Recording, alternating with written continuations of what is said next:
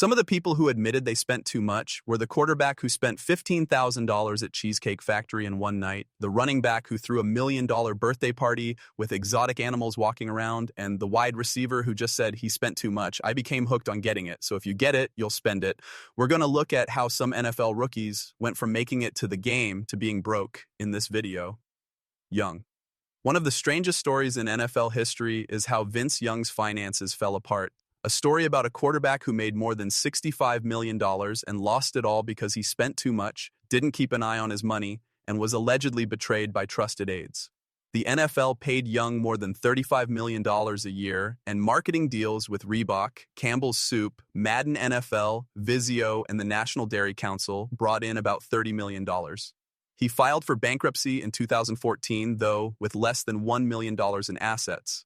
Young spent so much money that it was unheard of in the NFL. It was said that he spent $5,000 a week at the Cheesecake Factory and once paid for a $15,000 meal there all at once.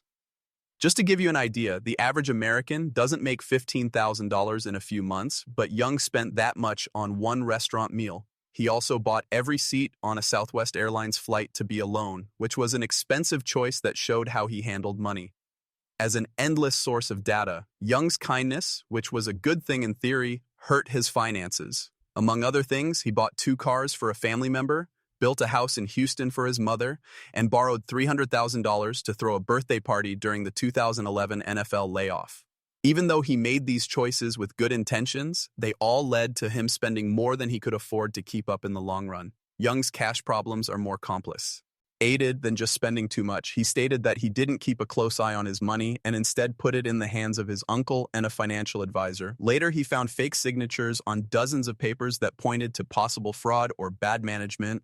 This new information brings to light one of the most risky habits athletes have when it comes to managing their money, giving other people full control over their money without proper supervision. In September 2012, Young sued Major Adams, who used to be his agent and his financial manager, Ronnie Peoples, saying that they stole $5.5 million of his money. His lawyer's comment, "I'd just like to say that Vince needs a job," showed how bad his financial situation was by showing how he had gone from making millions of dollars a year to badly needing work. When Young didn't pay back a $1.9 million payday loan with high interest from Pro Player Funds LLC, his legal problems got worse, which led to a case over a judgment of $1.7 million.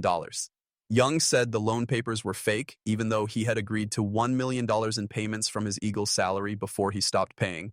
This case showed the complicated web of debts and legal issues that he had to deal with after leaving the NFL. Young filed for Chapter 11 bankruptcy in January 2014 in Houston Federal Bankruptcy Court. He said he owed between $1,000 and $10,000 in assets such as trophies, cars, and a restaurant. This showed how much he owed and how desperate they were to get their money back. Surprisingly, on January 30th, 2014, he asked the bankruptcy court to drop the case after making agreements with Adams, Peoples, and Pro Player Funding, which showed that some of his legal problems had been resolved. Still, this didn't mean the end of his money problems. Young tried to make a comeback, but it didn't last long. After leaving the NFL in 2014, he tried to make a comeback in 2017 with the Saskatchewan Roughriders in the Canadian Football League, CFL. But he hurt his leg in training camp and was put on the retired list. This ended his professional football career and his last chance to make a lot of money through football. Personal problems kept getting worse. In 2016 and 2019, Young was arrested for driving while drunk, which may have hurt his finances and reputation even more. These events showed ongoing problems that went beyond managing money and included personal behavior and making choices. Vince Young's net worth is thought to be $400,000 as of 2022, a huge drop from the over $65 million he made over the course of his career. This is the loss of about 99.4% of his top wealth, making it one of the most dramatic drops in sports history. Warren Sapp. The story of Warren Sapp's money problems is one of the most dramatic in NFL history. The defensive end, who is in the Hall of Fame, made between $58 and $60 million over the course of his 13-year career with the Oakland Raiders and the Tampa Bay Buccaneers. That being said, he filed for bankruptcy in 2012 with only $44 in his bank account. The beginning of Sapp's business journey looked good. After his starting deal with the Tampa Bay Buccaneers, he signed a $35 million five-year extension in 1990.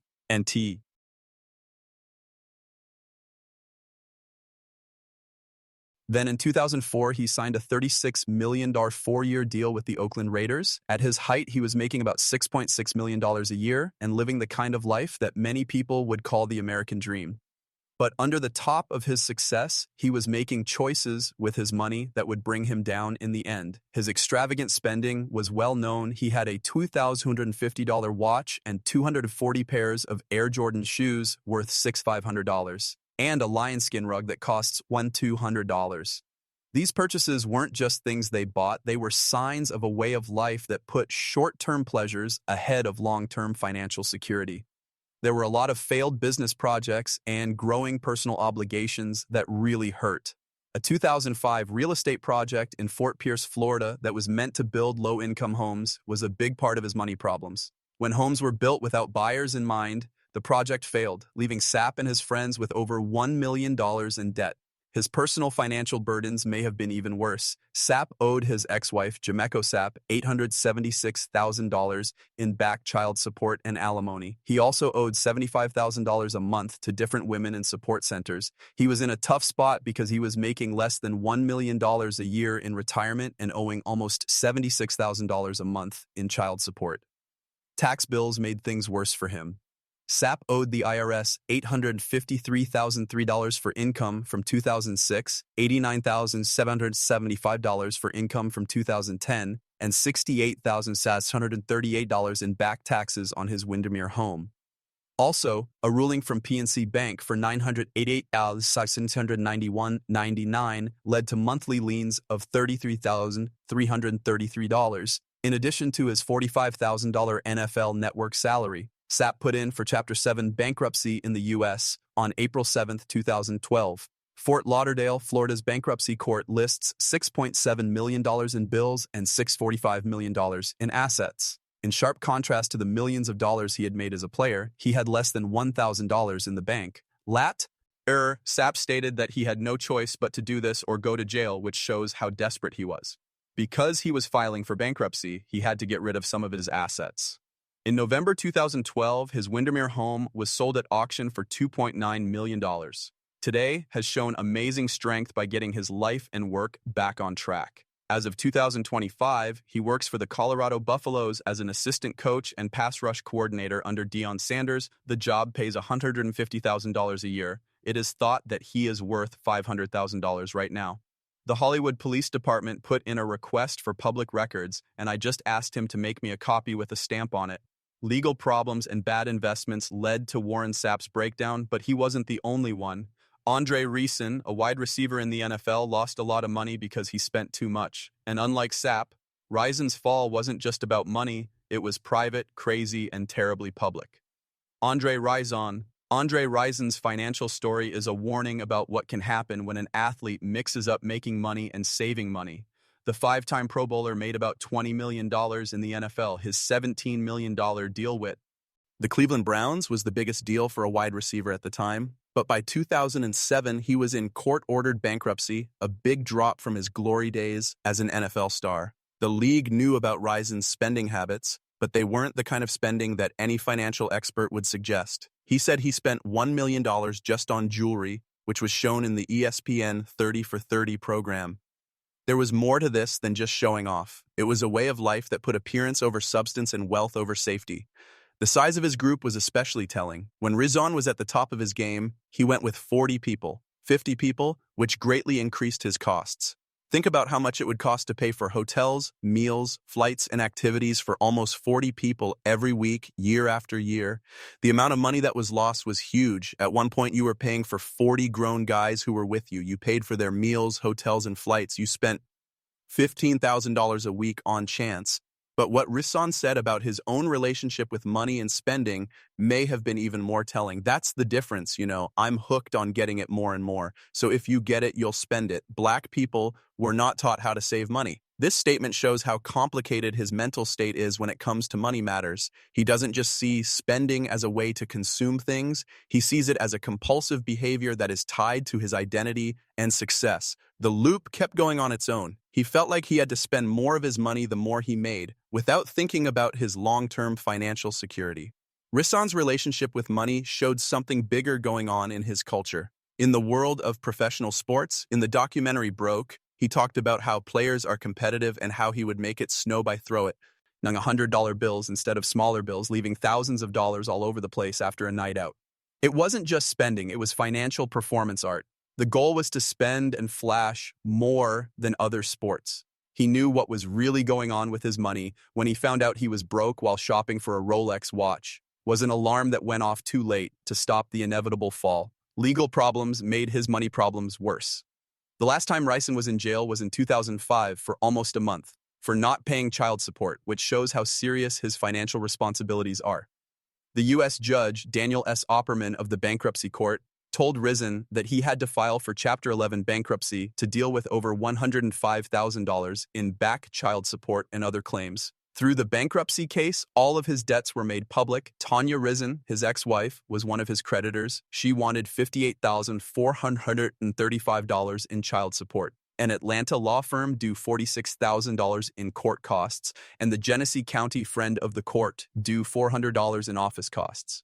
Some of the things that were sold to pay off these bills were $60,000, $70,000 from his NFL pension, and $125,597 from his NFL player annuity. The problems Rashee was having with money were made even more difficult by his personal life. It was a rough time for his famous relationship with Lisa "Left Eye" Lopez of TLC. In 1994, Lopez was charged with first-degree arson for setting fire to Rashee shoes, which caused his house to catch fire. Even though this event didn't directly lead to his bankruptcy, it did add to the chaos in his personal life. Rashee said that when you're broke, you get into debt, you spend all your money and have nothing left. I needed to save a lot more cash. Many athletes of his time had a basic misunderstanding of how to handle their money, which is shown by this admission. He has worked to rebuild his life and teach others what he has learned. His net worth is thought to be around $250,000 as of 2025. Bernie Kosar. The story of Bernie Kosar's falling fortune is one of the saddest in professional sports. A story about deception in the family, misplaced trust, and the terrible results of bad money choices. During his NFL career, the quarterback for the Cleveland Browns made about $20 million. This included a $5.2 million rookie deal and a $15 million extension in 1989. Still, he filed for bankruptcy in 2009 with only $44 in his bank account. The fact that Kosar went to college makes his story even more sad. He should have been able to handle his money well since he had a double major in business and economics from the University of Miami. But his choice to trust family members with his money would end up being his downfall. Kosar gave his father control of his money, but the father abused it by doing things like getting a $1 million side deal with the Cleveland Browns without Kosar's knowledge. This deception was more than just bad money management. It was a major breach of trust that would stay with Kosar for a long time. Kosar kept letting this happen because he wanted to fix his relationship with her. This shows how family issues can make it hard to make smart financial decisions, even when there are clear warning signs. Kosar's plan for investing money also failed miserably. He lost a lot of money in real estate. For example, a Florida house that had been foreclosed on sold at a loss of $1.4 million. In 2006, a waterfront house in western Florida was bought for $3.499 million. It was foreclosed on and sold for $2.1 million in 2010, a huge loss that was caused by bad timing and too much debt in the real estate market. Even though he was kind, his charity made his financial situation worse. Kosar said he was very kind and gave money to family, friends, ex-teammates, and charities, which took away from his wealth. Giving all the time, losing money on investments, and being betrayed by family members all came together to ruin his finances. The last blow came from the slump of 2008-2009. The global recession hurt Kosar's real estate businesses a lot, which is one reason he filed for bankruptcy. His over-leveraged position in real estate made him especially exposed to the